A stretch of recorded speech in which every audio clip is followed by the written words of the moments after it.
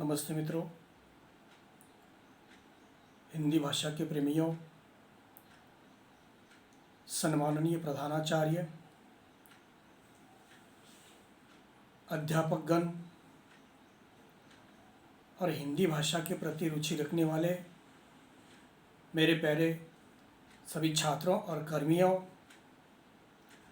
मैं प्राध्यापक डॉक्टर वड़चकर एस.ए. हिंदी विभाग कैलाशवासी रमेश वरपुड़कर महाविद्यालय सोनपेट जिला परभणी की ओर से आप सभी को हिंदी दिवस की हार्दिक शुभकामनाएं देता हूं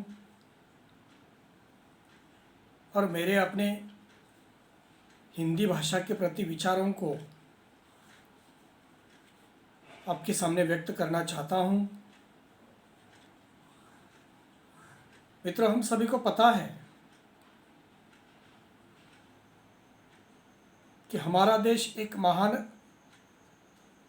गणतांत्रिक राष्ट्र है और इस राष्ट्र की सबसे बड़ी विशेषता है अनेकता में एकता, विविधता में एकता और भिन्नता में समानता। हम सभी अलग अलग होकर एक है। हमारी जाति भिन्न है, हमारा धर्म भिन्न है, हमारे रस्मों रिवाज भिन्न है, हमारी भाषा भिन्न है, फिर भी हमारी अंतःचेतना एक है। भाषा भिन्न होकर भी भाव समान है। राग, द्वेष, हर्ष, शोक, सुख, दुख आदि सभी भाव संपूर्ण भारतीयों के समान रूप से पर्याप्त है। समस्त भारतवासी संवेदना के धरातल पर समान है और सबके हृदय में भावना की अंतर्धारा समान रूप से प्रवाहित होती है। संभवतः इस तथ्य से आप भी परिचित है कि किसी भी राष्ट्र के निर्माण के लिए वहाँ की प्राकृतिक संपदा का जितना बड़ा योगदान होता है, उससे कई अधिक महत्वपूर्ण भूमिका उस राष्ट्र के जन समुदाय की होती है। और राष्ट्र निर्माण के लिए जो 5 विधायक तत्व हैं, वे भी उतने ही महत्वपूर्ण होते हैं। जैसे 5 विधायक तत्वों के अंतर्गत पहला तत्व भूमि है, दूसरा तत्व जनसंख्या है, तीसरा तत्व भाषा है, चौथा विधायक तत्व भावात्मक एकता है, पांचवा प्रशासन तंत्र है। और हमें एक एक करके इसका प्रयोग हम किस तरह से करते हैं, तो भूमि न हो तो समुदाय कहाँ रहे, ये सवाल यहीं पे उपस्थित होता है कि अगर भूमि नहीं है तो समुदाय कहाँ रहे। दूसरा सवाल यहीं पे उपस्थित होता है, भाषा न हो तो विचारों का आदान प्रदान कैसे करें। विचारों के आदान प्रदान से ही भावात्मक एकता मजबूत बनती है और जिस राष्ट्र में भावात्मक एकता जितनी मजबूत होती है, वह राष्ट्र प्रशासनिक दृष्टि से उतना ही सबल माना जाता है। हमारे राष्ट्र ने विपदाओं की विभिन्न परिस्थितियों में दृढ़ भावात्मक एकता का परिचय दिया है। चाहे चीनी आक्रमण हो या पाकिस्तानी हमला हो, बांग्लादेश से मुक्ति संग्राम हो या कारगिल का युद्ध हो, जब भी राष्ट्र की मर्यादा का प्रश्न उठता है तो संपूर्ण राष्ट्र, जन समुदाय, भाषा, धर्म, जाति, संप्रदाय सब कुछ भूलकर एकजुट हो जाता है। इसी को ही भावात्मक एकता कहते हैं। यही हमारी राष्ट्रीयता है, यही हमारी भाषाई शक्ति है, यही हमारी अंदरूनी ताकत है और सही मायने में यही हम भारतीयों की सच्ची पहचान है। हमारा भारत देश बहुभाषी देश है। यहाँ 800 से अधिक भाषाएं बोली जाती हैं। एक एक प्रांत में कई बोलियां बोली जाती हैं। यहाँ भिन्न भाषा भाषी कवियों और लेखकों की यह आश्चर्य मिश्रित समानता मात्र भारतीय साहित्य की विलक्षण प्रवृत्ति रही है, जो अन्यत्र दुर्लभ है। वस्तुतः यही भाषा की भावात्मक एकता है, और ऐसी भावात्मक एकता विश्व के अन्य किसी देश में संभव नहीं है। इसे हम भारतीय संस्कृति की महानता कहते हैं। यही हमारे विराट गणतांत्रिक राष्ट्र की गरिमा है। तो सच तो यह है कि राष्ट्रीय गरिमा को लेकर विकसित संसाधनों से नहीं बनती। सच तो यह है कि राष्ट्रीय गरिमा केवल विकसित संसाधनों से नहीं बनती, बल्कि आंतरिक ऊर्जा, संकल्प निष्ठा, सौम्यता, सार्वभौमिकता, मानवीयता, शुचिता और परिनिष्ठित मूल्यों से बनती है। भाषा हमारी भावना को परिमार्जित करती है, हमारे मानवीय मूल्यों को उत्कृष्टता प्रदान करती है और राष्ट्र की सामाजिक संस्कृति के संवहन की प्रचेष्टा करती है। स्वभावतः भाषा अलोक धर्मी है और सदैव सतचित आनंद की सृष्टि करती है। शायद इस सतचित की वृष्टि को लेकर दो पंक्तियां मुझे याद आ रही है। अंधकार है वहाँ जहाँ आदित्य नहीं, अंधकार है वहाँ जहाँ आदित्य नहीं है, मुर्दा है वह देश जहाँ साहित्य नहीं है। साहित्य की इस शक्ति को जिसने सही रूप से समझा, उसने भाषा को सदैव सन्मार्ग पर ले चलने की कोशिश की और उसे राष्ट्रहित में व्यवहृत करने का प्रयास किया। हाँ, ये बात तो ठीक है कि साहित्य को समृद्ध करने की चिंता करना बड़ी अच्छी बात है, किंतु ऐसा करते समय किसी दूसरी भाषा को हेय दृष्टि से देखना और हंसिए पर धकेल देना, यह एक षड्यंत्र मात्र है। यह षड्यंत्र कदापि स्वीकार्य नहीं है और होना भी नहीं चाहिए, क्योंकि इससे भाषाओं की भावात्मक एकता खंडित होती है। यहाँ मैं उस तथ्य का उल्लेख करना उचित समझता हूँ कि 14 सितंबर 1949 को संविधान सभा में सर्वसम्मति से हिंदी को संघ की राजभाषा बनाने की घोषणा की थी, तो इस प्रस्ताव को प्रस्तुत करने वालों में एक भी हिंदी भाषी नहीं था। वे थे देश के सांस्कृतिक गरिमा के सबसे बड़े समर्थक और भावात्मक एकता को समझाने वाले गोपाल स्वामी अयंगार, कन्हैयालाल मानिकलाल मुंशी और डॉक्टर बाबा साहब अम्बेडकर। आज़ादी प्राप्त करने के पश्चात हमारे राष्ट्र को भी अपने संविधान के निर्माण की आवश्यकता पड़ी, क्योंकि प्रत्येक स्वतंत्र राष्ट्र के लिए 3 महत्वपूर्ण चीज़ें अनिवार्य होती है। एक उसका राष्ट्रध्वज, दूसरा उसका राष्ट्रगान और तीसरा उसकी राष्ट्रभाषा। राष्ट्रध्वज के रूप में हमारे हाथ में तिरंगा है। राष्ट्रगान के रूप में हमारे पास जन गण मन है। ये विचारणीय है, किंतु राष्ट्रभाषा के रूप में हमारे पास क्या है, ये सोचनीय है। स्वाधीनता प्राप्ति के 7 दशक के बाद भी, स्वाधीनता प्राप्ति के बाद 7 दशक बाद भी आज 8वां दशक पूरा होने जा रहा है और इस 8वें दशक के अंतर्गत हमें विदेशी भाषा अंग्रेजी कार्यालयों में प्रमुख स्थान पर और हिंदी भाषा राजभाषा की ठोस भूमिका पर प्राप्त करने के लिए अभी प्रतीक्षारत है। यानी कहने का मतलब यह है कि विदेशी भाषा अंग्रेजी ये हमारे कार्यालयों में प्रमुख स्थान पर है और हिंदी यह राजभाषा होते हुए भी प्रतीक्षारत रही है। हिंदी देश की मातृभाषा है, एकता में बांधने वाली है, बहता हुआ झरना है आदि कई प्रकार की विशेषताएं हिंदी भाषा को लेकर हमें देखने के लिए मिलती है।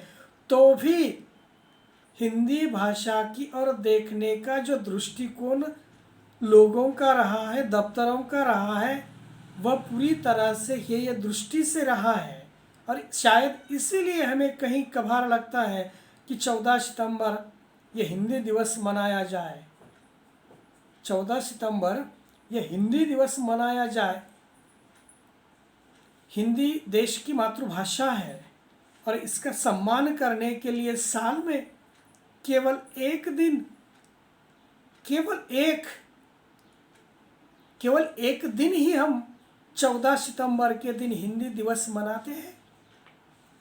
हिंदी दिवस न सिर्फ एक भाषा का सम्मान है बल्कि देश को एकजुट करने और एक सूत्र में बांधने का एक त्यौहार है।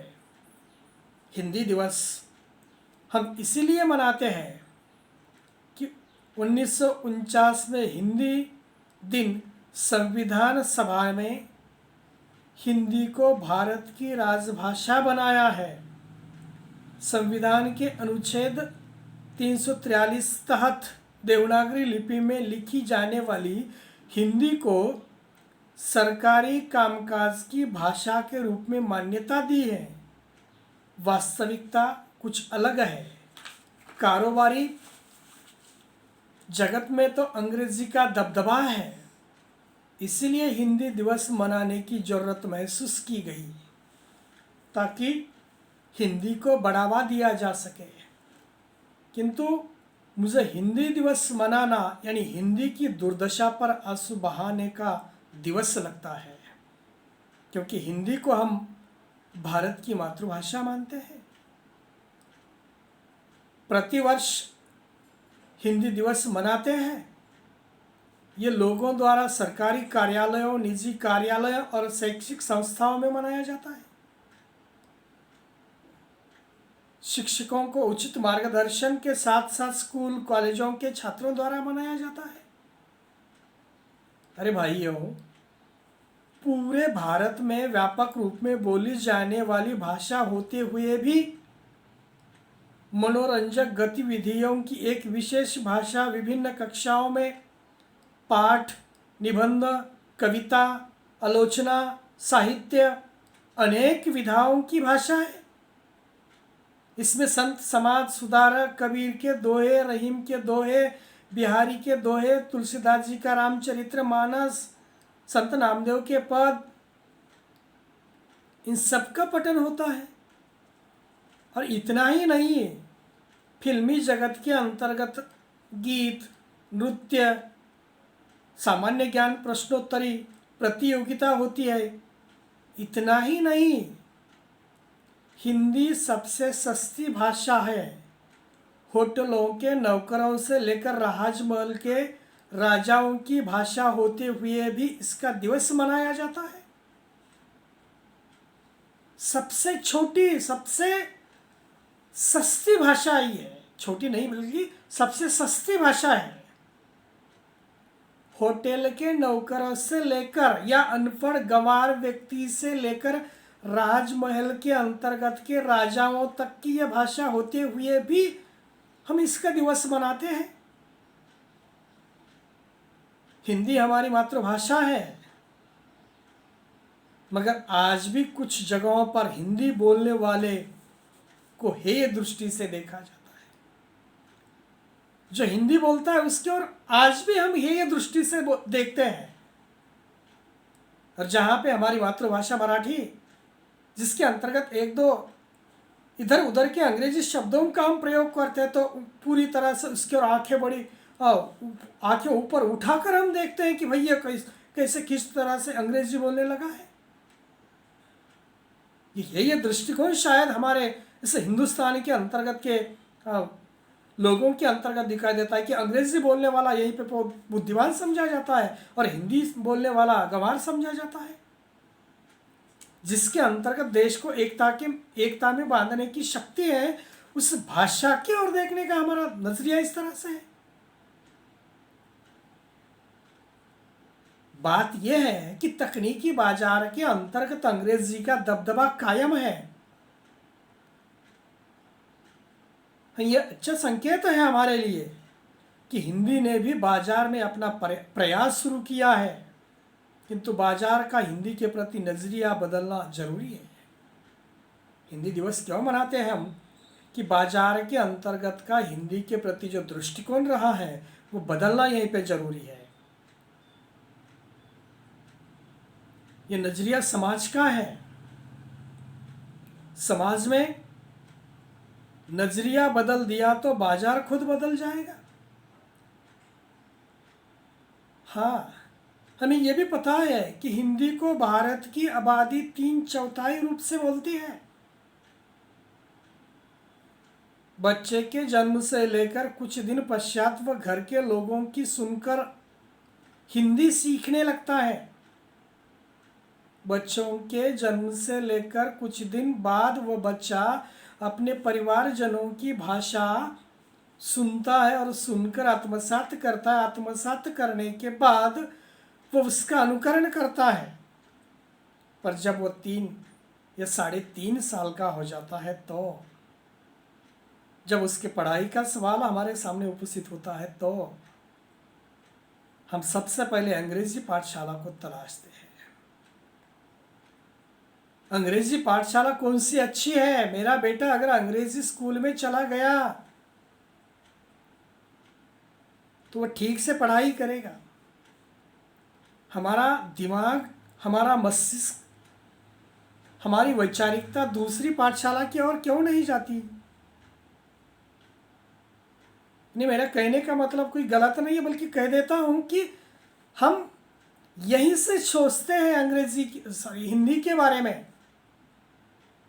यहीं से हम हिंदी को कमज़ोर करने लगे। जन्मता ही हमने हिंदी को कमज़ोर करने की कोशिश की है। बच्चा जब 3 साल का 3-3.5 साल का है तो वहीं से लेकर हमने उसे कमज़ोर करने की कोशिश की है। यानी शुरुआत में ही उसकी जड़ें इस तरह से हम उखाड़ देने की कोशिश करने लगे तो उसका पेड़ कैसे फूलेगा? उसके ऊपर फल कहाँ से आएंगे?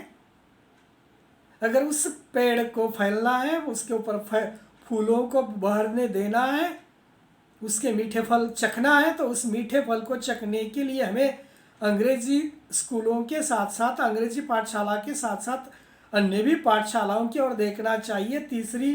3 साल के बच्चे से लेकर जो हम अंग्रेजी के बीज बोने लगे, उस तरह से हिंदी के बीज भी 3 साल के बच्चों से लेकर बोने की कोशिश करें। हाँ, ये सच है कि अंग्रेजी की तुलना में हिंदी व्यक्तित्व को सबसे ज़्यादा समृद्ध करती है। अंग्रेजी की तुलना में हिंदी व्यक्तित्व को सबसे ज़्यादा समृद्ध करती है, पर रोजी रोटी का जरिया मजबूत नहीं कर सकती, क्योंकि बाजार का नजरिया गलत है। इसलिए हिंदी दिवस मनाने की आज हमें आवश्यकता है। भाई, इन सभी विचारों के बाद मुझे 2 पंक्तियाँ आपके सामने अर्ज करनी उचित लगता है, जिसे मैं यहीं पे दोहराने की कोशिश करूँगा। जो स्थान नारी के माथे पर बिंदी का, जो स्थान नारी के माथे पर बिंदी का, वही स्थान भाषाओं में हिंदी का। जय हिंद, जय महाराष्ट्र।